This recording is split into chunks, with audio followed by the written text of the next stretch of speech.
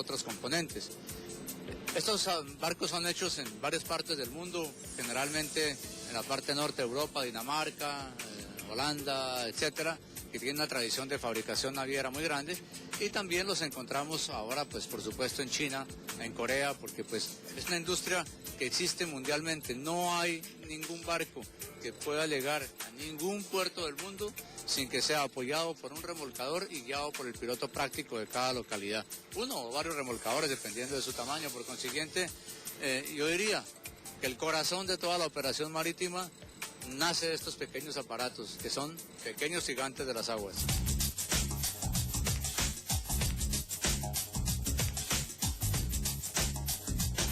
Este pequeño barco que va pasando allí por la parte trasera se llama el pasacabos.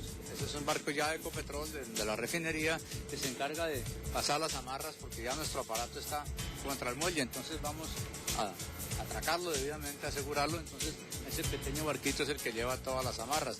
Este es básicamente la entrada al canal del dique famoso. No es fácil darle la orientación geográfica, estamos en las afueras de Cartagena. La ciudad está hacia allá, está la refinería de Mamonal. O sea, yo diría, si no me equivoco, esto es oriente, norte allá, oriente aquí, el sur a mis espaldas y el occidente hacia allá.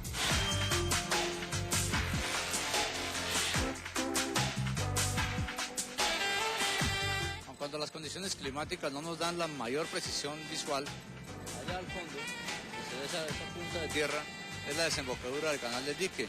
Allí es el acceso de toda la navegación fluvial de Colombia, que viene del río Magdalena, que se desvía en Calamar por ese canal, el acceso de todos los barcos de agua dulce, digamos, a la parte de mar, que es el puerto de Cartagena. Naturalmente el canal del dique no tiene la profundidad para estos grandes barcos, ni tampoco para barcos de río de mayor calado, entonces lo que se suelen traer son barcazas también con estos remolcadores.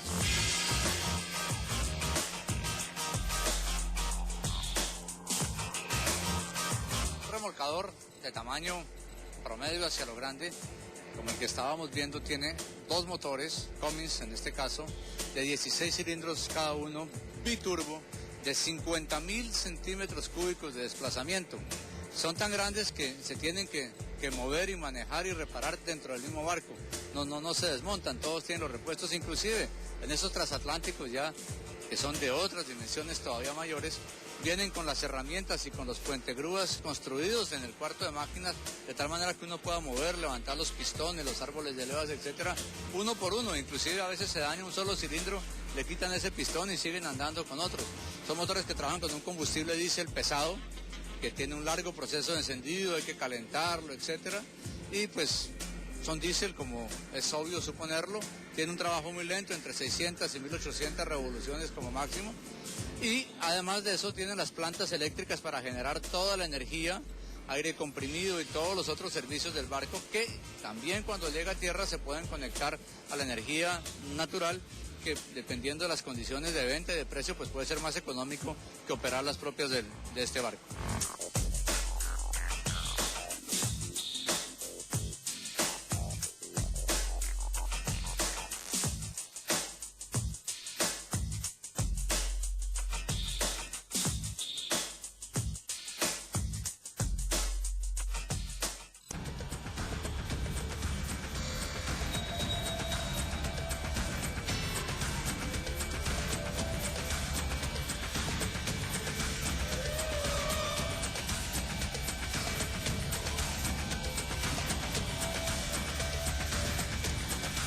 Cada 2 años, los buques dedicados al transporte profesional son sometidos a un mantenimiento completo en lo que se llama un dique seco.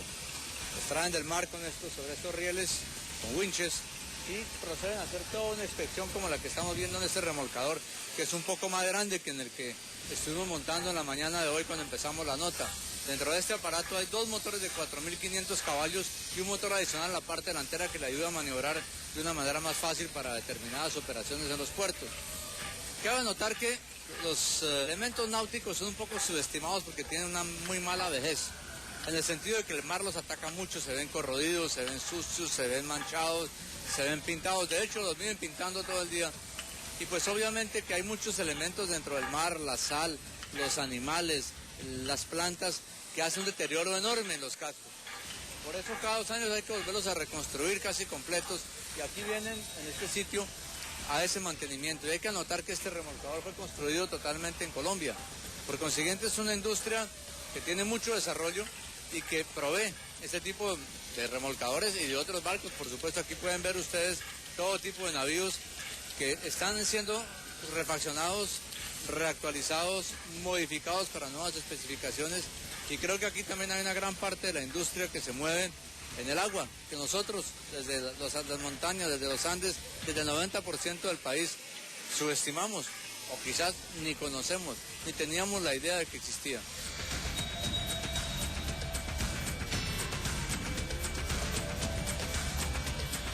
El remolcador probablemente en el mar se ve pequeño porque está al lado o empujando estos otros buques de mucho mayor tamaño, de mucho mayor calado, de mucho mayor peso, de mucho mayor capacidad. Pero de todas maneras no deja de ser un aparato impresionante. Una característica es que tienen esos aros que ustedes ven acá, que están en pleno mantenimiento, son las toberas. Dentro de ellas van las hélices y al estar encañonado el flujo de agua dentro de ese sitio aumenta muchísimo la eficiencia, razón por la cual el remolcador tiene todo ese poder para empujar los grandes barcos. Y el casco también tiene unas formas muy especiales que le dan una gran estabilidad y una gran facilidad de estar, por ejemplo, en alta mar, en maniobras al lado de los buques grandes que se mueven en un compás muy diferente. Entonces, todo su diseño es algo muy especial y lo curioso es que ninguno de los barcos grandes, ninguno, funcionaría sin un remolcador porque es obligatorio en todos los puertos del mundo que exista una máquina de estas para que los grandes tengan vida.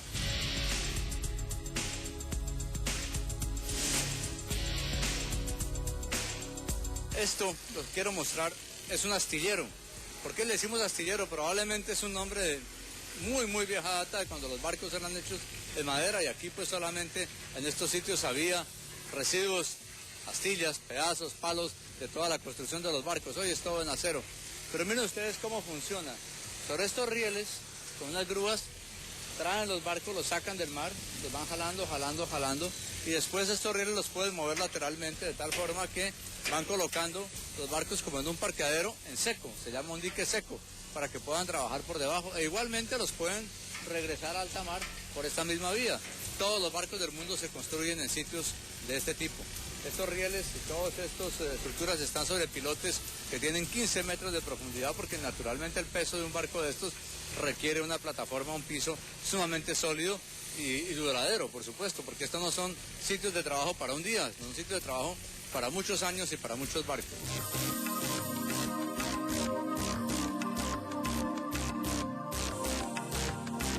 Yo les he hablado todo el tiempo de remolcador, pero lo hemos visto en función de empujador. Realmente eso es únicamente para los puertos, para acercarlos, para cosas lentas. Pero en alta mar hay muchos barcos que se varan, que hay que llevarlos de sitio a sitio. Y el winche es tal vez la herramienta fundamental. Este winche es capaz de jalar 25 toneladas y tiene una capacidad de freno de 50. Es decir, que puede que yo en tracción traiga 25 toneladas sin ningún problema, pero cuando hay algún jalonazo o algo, resiste 50 toneladas de carga. El cable es de 2 pulgadas y aproximadamente se tienen 400 metros de distancia de acá al barco que se está remolcando. Y el remolcador, por supuesto, tiene muchas otras funciones. Es extintor de incendios, tiene elementos para combatir problemas de derrames de crudo en el mar, tiene todas las dotaciones de primeros auxilios para cualquier naufragio, para cualquier emergencia. En fin, es un aparato polivalente que no solamente está en la parte de tracción y maniobras, sino que también es un enorme apoyo de seguridad en todos los puertos.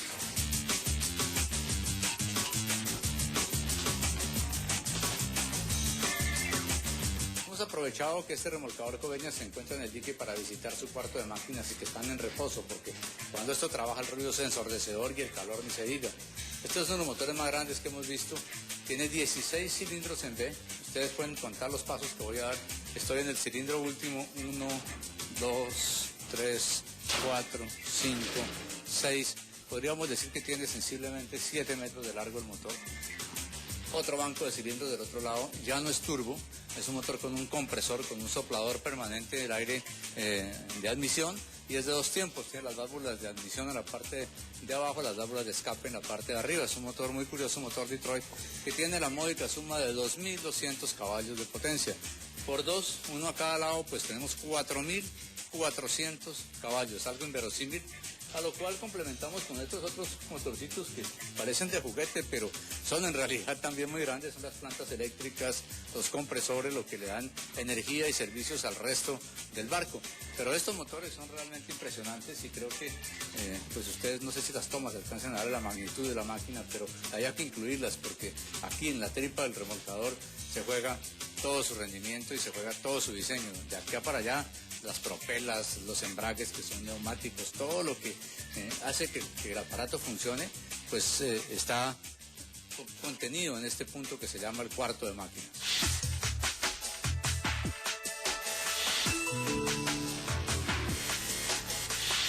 De las piezas que nunca vemos, porque obviamente están debajo del agua, son las propelas o hélices de los grandes barcos.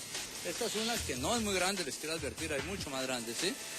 Un ejemplo, la propela es en bronce, tallada, es perfectamente balanceada, aunque gira a bajas revoluciones por su enorme peso. Cualquier pequeño desvío o vibración que genere pues va a dañar todos los ejes. Las propelas son susceptibles de daños por golpes, con palos, con cables, con elementos que haya dentro del mar, pero en general duran bastante y son una pieza que además de todo lo que les he dicho, su forma, el paso que tengan las aspas dependen o generan todo el rendimiento del barco. Por consiguiente, aquí hay una dosis de alta ingeniería, de alto tamaño, de alto volumen, que hace que el barco sea eficiente, veloz, o capaz de empujar, o capaz de arrastrar, en fin, depende para lo que ha sido hecho.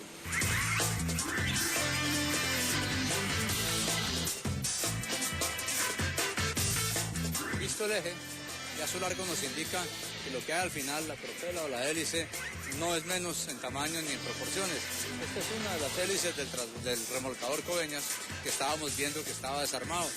Mide 3 metros con 50. Cada una de las aspas es de cambiar de una parte y fuera de eso, además de sus diseños, sus curvas y las inclinaciones, es de paso variable, o sea que dependiendo del rendimiento, si se requiere velocidad o si se requiere empuje, es una pieza de altísima precisión de balanceo porque con el peso que tiene, cualquier pequeña vibración que llegue a tener desbarata el barco.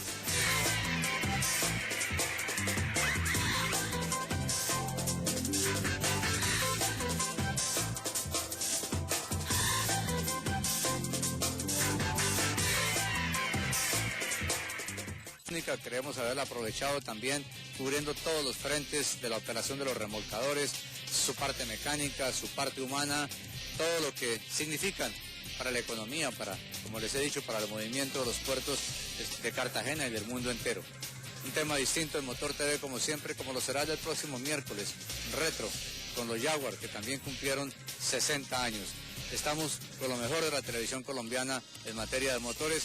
No nos pierdan a esta hora que es la de Motor TV. Hasta la próxima semana, que descansen. Gracias por acompañarnos.